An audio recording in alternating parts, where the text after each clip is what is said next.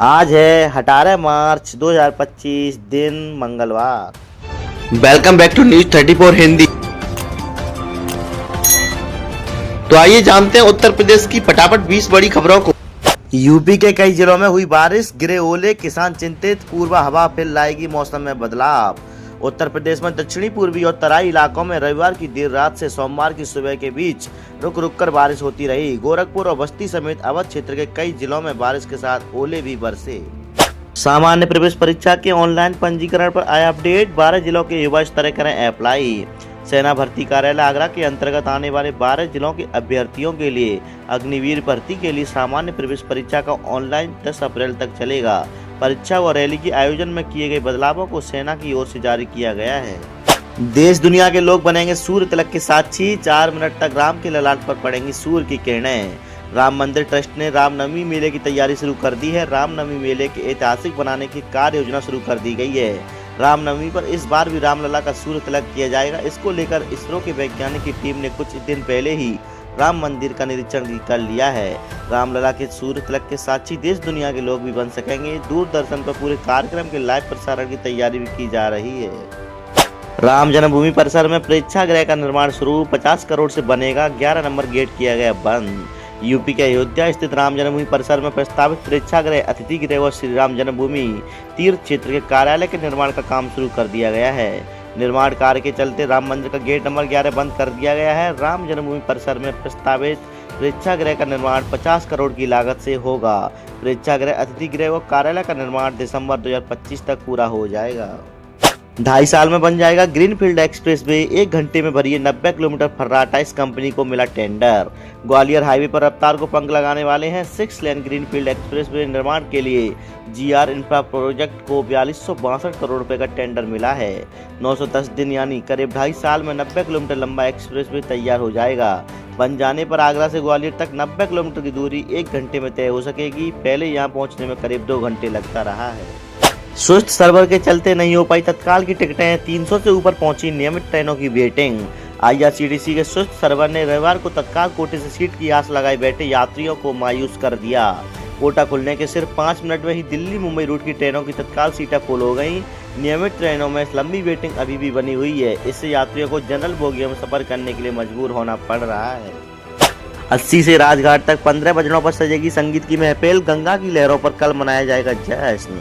फूलों की लड़ियों से सजी नाव, बजड़े, चांदनी, मसनद, समाधान और गलीचे पर सजी संगीत की महफिल। गुलाब की भीनी भीनी खुशबू, लाल पीले गुलाब से रंग चेहरे। जी ऐसा नज़ारा होली के बाद काशी के बुढ़ावा मंगल का होता है। होली के बाद पड़ने वाले पहले मंगलवार को यानी 18 मार्च को बुढ़वा मंगल का ये उत्सव मनाया जाएगा। 80 से राजघाट तक बजड़ों पर बुढ़वा मंगल की महफिल सजेगी।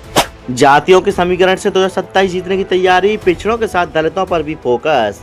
प्रदेश के सांगठनिक चुनाव के जरिए भाजपा ने 2027 में होने वाले विधानसभा के रण के साथ ही इससे पहले होने वाले पंचायत और स्थानीय निकाय चुनावों के लिए सियासी सोच बिछा दी है। जिलाध्यक्षों की पहली सूची में भाजपा ने जिस तरह से पिछड़ी और अनुसूचित जाति के साथ ही सामान्य वर्ग के करीब सभी जातियों को शामिल कर जाति समीकरण का गुलदस्ता तैयार किया है, उससे साफ हो गया कि आगे होने वाले सभी चुनावों में भाजपा इसी जाति समीकरणों के बल पर सियासी जंग में विपक्ष को मात देने की जमीन तैयार करेगी। राम मंदिर ट्रस्ट ने पेश की आय व्यय की रिपोर्ट। 5 साल में खर्च किए 2150 करोड़।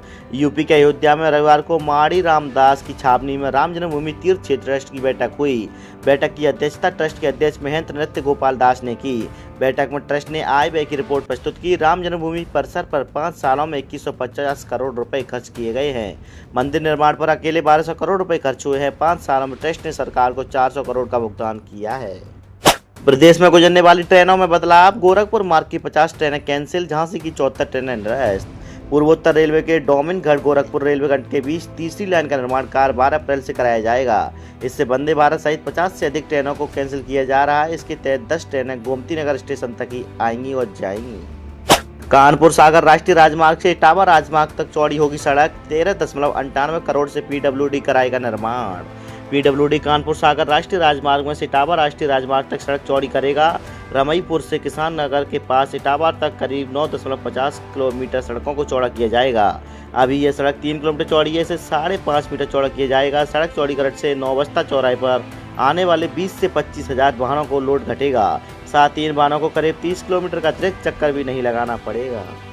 निजीकरण के विरोध में भूख हड़ताल, विद्युत मजदूर संगठन ने किया विरोध। विद्युत मजदूर संगठन और विद्युत संविदा मजदूर संगठन वाराणसी द्वारा भूख हड़ताल की शुरुआत की गई। संगठन के पूर्वांचल अध्यक्ष इंद्रेश कुमार राय द्वारा माला पहनाकर पुनीत राय के नेतृत्व में विरोध की शुरुआत की गई। बता दें कि निजीकरण को लेकर पहले भी विरोध किया जा रहा था, इस बार कर्मचारियों ने इसका जमकर विरोध किया है। आज घोषित होगा पीएचडी प्रवेश परीक्षा का रिजल्ट, ऐसे देख सकेंगे आवेदक। बीएचयू में पीएचडी प्रवेश परीक्षा का रिजल्ट आज शाम तक घोषित होगा। ये रिजल्ट हर एक विभाग में कंप्यूटर का बटन दबाकर जारी किया जाएगा। अलग अलग विभागों के रिजल्ट आने का सिलसिला 30 मार्च तक चलेगा। बीएचयू ऑनलाइन पोर्टल पर लॉगिन करने के बाद सभी पीएचडी आवेदकों का रिजल्ट दिखेगा। इसमें लिखित परीक्षा और इंटरव्यू का परसेंट भी शामिल होगा। जिले में 15 दिन चलेगा मूल्यांकन, 9 लाख उत्तर पुस्तिकाएं जांची जाएंगी, 19 से होगी शुरुआत। यूपी बोर्ड की हाई स्कूल और इंटरमीडिएट की उत्तर पुस्तिकाओं के मूल्यांकन को लेकर शिक्षा विभाग की तैयारियां पूरी हो चुकी हैं। उत्तर पुस्तिकाओं के मूल्यांकन की प्रक्रिया 19 मार्च से शुरू होगी। मूल्यांकन केंद्रों के साथ ही परीक्षकों की संख्या का निर्धारण कर दिया गया है। जनपद में कुल 6 मूल्यांकन केंद्र बनाए गए हैं।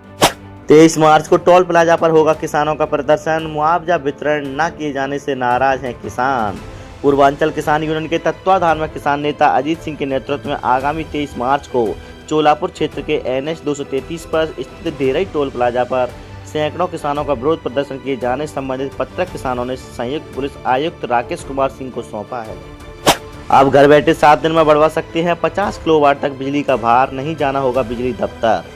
अब आप घर बैठे 50 किलोवाट तक बिजली का भार बढ़वा सकते हैं। इसके लिए बिजली कार्यालय के चक्कर नहीं काटने पड़ेंगे। घर बैठे पावर कॉर्पोरेशन के पोर्टल पर पंजीयन करने के बाद लोड बढ़वाने का आवेदन किया जा सकेगा। टनकपुर दौराई विशेष एक्सप्रेस को नियमित ट्रेन का दर्जा, अब नहीं देना होगा अधिक किराया। टनकपुर दौराई के बीच अप डाउन सप्ताह में 3 दिन चलने वाली 0509798 टनकपुर दौराई विशेष ट्रेन को 7 महीने के बाद नियमित ट्रेन का दर्जा दे दिया गया है। अब इस ट्रेन का संचालन नए नियमित नंबर के साथ शुरू किया जाएगा। इससे यात्रियों को ज़्यादा किराया नहीं देना होगा। हाल ही में रेलवे ने इस ट्रेन के संचालन को 29 मार्च 2025 तक बढ़ा दिया है। अब 30 मार्च से यह नियमित ट्रेन हो जाएगी। यूपी में 17 साल के लड़के लड़कियां हो रही हैं HIV संक्रमित, स्थिति भयावह, विशेषज्ञों ने कही ये बात। 17 से 18 साल की उम्र में लड़के और लड़कियां HIV संक्रमित हो रहे हैं। GSBM मेडिकल कॉलेज के ART सेंटर के माध्यम से इलाज करा रहे 5000 संक्रमितों को यह पता ही नहीं है कि उन्हें संक्रमण कैसे मिला है। किसी और के मर्ज के इलाज के लिए जांच कराने पर HIV संक्रमण पता चल रहा है। विशेषज्ञों का कहना है कि स्थिति भयावह है। पहले माना जाता रहा है कि ट्रक ड्राइवर जैसे पेशे वालों को ही यह संक्रमण अधिक होता है। सोने की कीमत में फिर से आया उछाल, चांदी भी चली लाख के पार। चांदी बरेली के क्या है रेट? वैश्विक उथल पुथल से सरापा भाव ना थम रहे हैं ना ही कम हो रहे हैं। लगातार बढ़ने से चांदी लाख रुपए तक बढ़ गई है। बरेली में सोने की कीमत 90,000 रुपए तक पहुंच रही है। उम्मीद थी कि इस हालत थमने पर कीमत में गिरावट होगी, लेकिन इसके उलट दाम बढ़ते ही जा रहे हैं। सेंट्रल मार्केट के व्यापारियों को मिला 21 दिन का समय, राज्यसभा सदस्य लक्ष्मीकांत वाजपेयी ने दिया update. Shastri Nagar central market में सेक्टर 6 के आवासीय भवन 661-8 में व्यवसायिक कॉम्प्लेक्स के व्यापारियों को सुप्रीम कोर्ट ने 21 दिन के लिए राहत दे दी है। राज्यसभा सदस्य लक्ष्मीकांत वाजपेयी ने बताया कि इन कॉम्प्लेक्स में ध्वस्त करने का सुप्रीम कोर्ट ने आदेश दिया था। हालांकि अब 3 हफ्ते का समय देते हुए आवास विकास से भी कुछ सवाल किए गए हैं।